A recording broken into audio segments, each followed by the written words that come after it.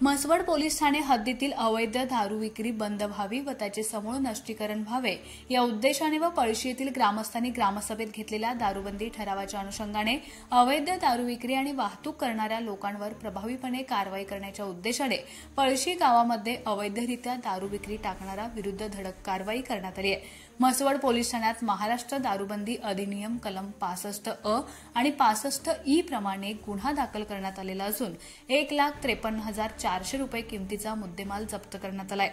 त्याचबरोबर भालवडी येथील सनी नंदकुमार बनसोडे हा बेकायदा बिगर परवाना कल्याण नावाचा मटका चालवत असल्याची माहिती मिळाल्यानं त्याच्यावर छापा टाकून त्यास मटका घेताना पकडले व त्याच्यावर म्हसवड पोलीस ठाण्यात महाराष्ट्र जुगार प्रतिबंधक अधिनियम कलम 12(अ) याप्रमाणे गुन्हा दाखल करण्यात आलाय।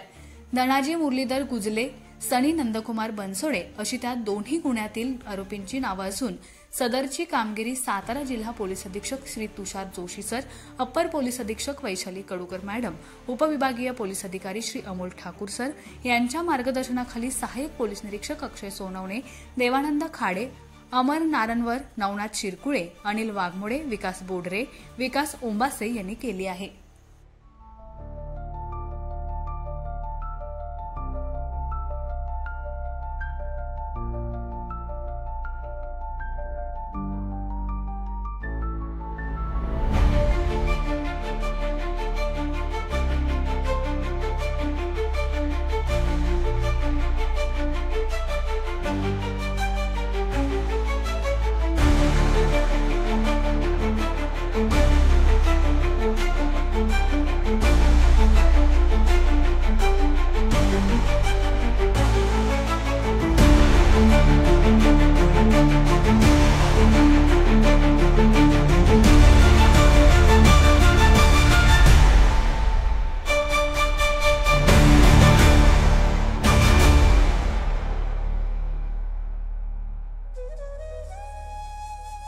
अशाच नवनवीन अपडेट्ससाठी आमच्या खबर गावाकडची या चॅनेलला सबस्क्राइब करा, आमचे व्हिडिओ लाईक करा आणि शेअर करा।